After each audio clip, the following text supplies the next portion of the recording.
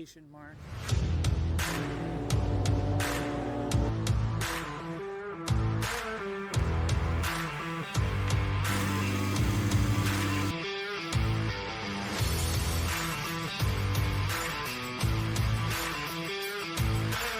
As big as I can, level,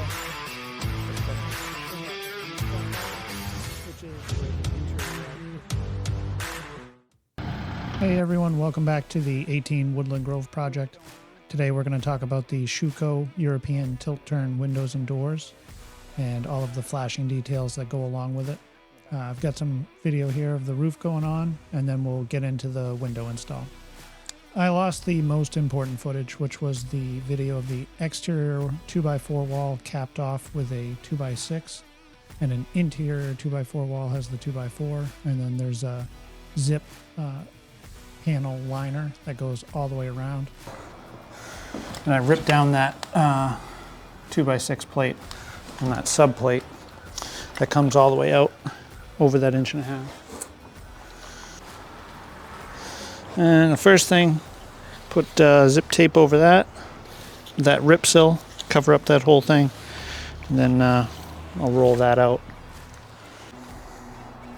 And then the next thing I'm going to do is put a piece of lap siding, just a regular, nothing fancy, just pine clapboard siding.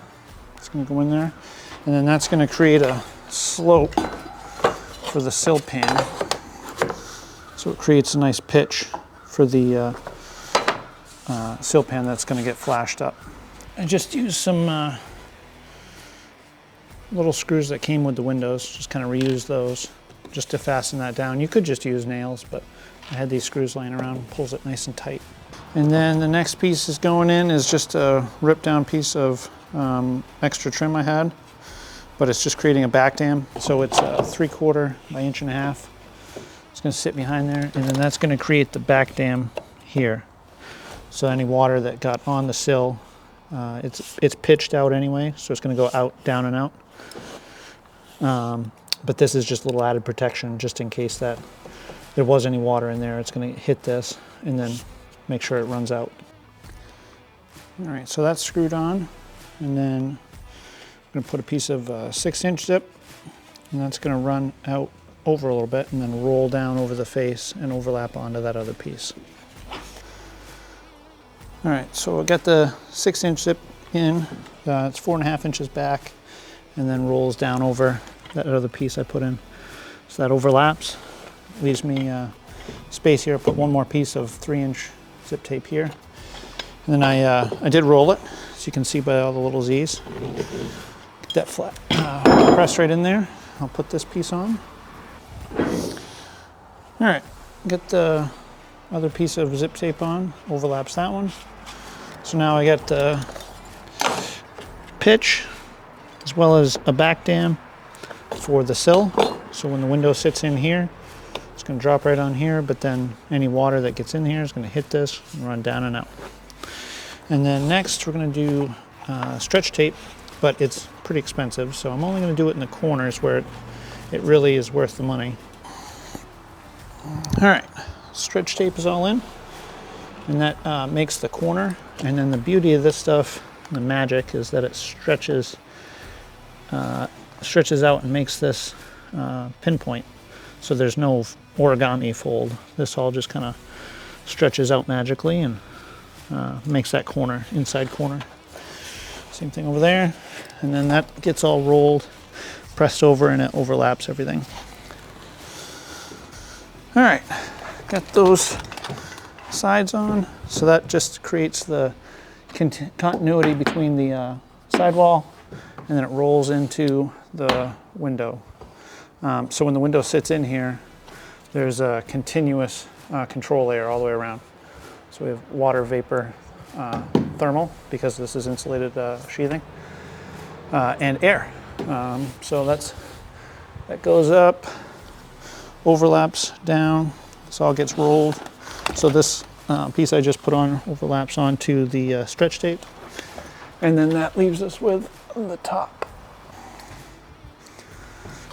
All right, got a tiny little piece of stretch tape on there, just to make that corner.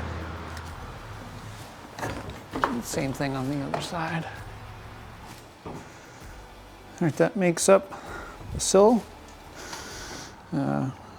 sloped pan, back dam, stretch shape in the corners, so there's no pinpoint.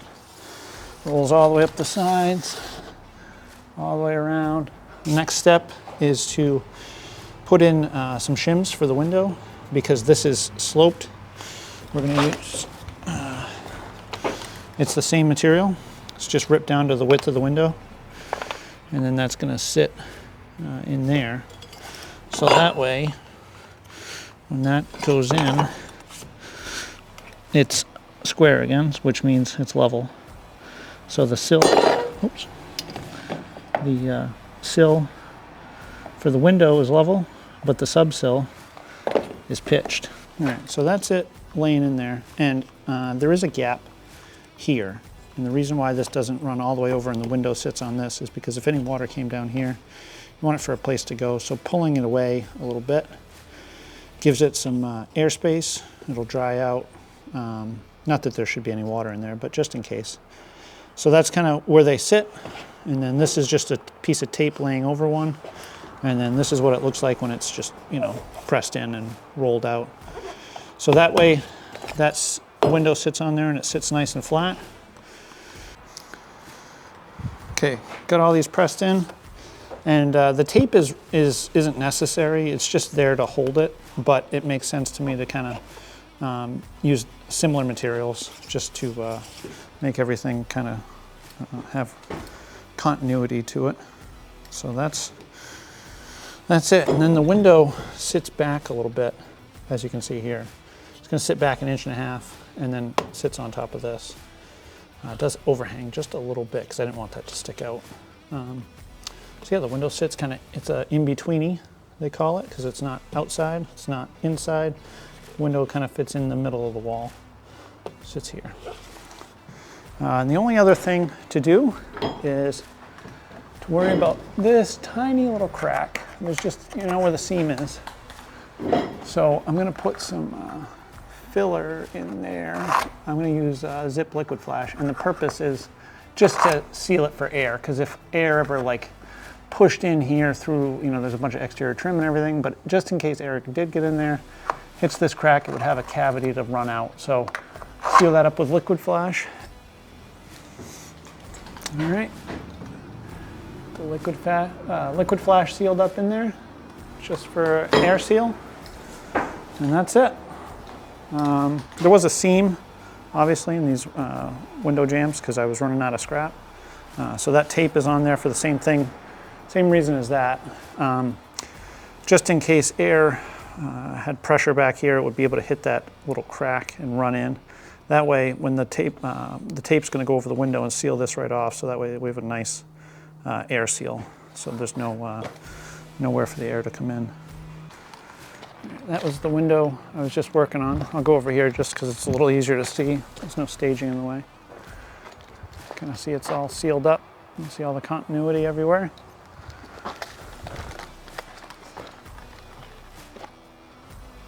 One of those window shims.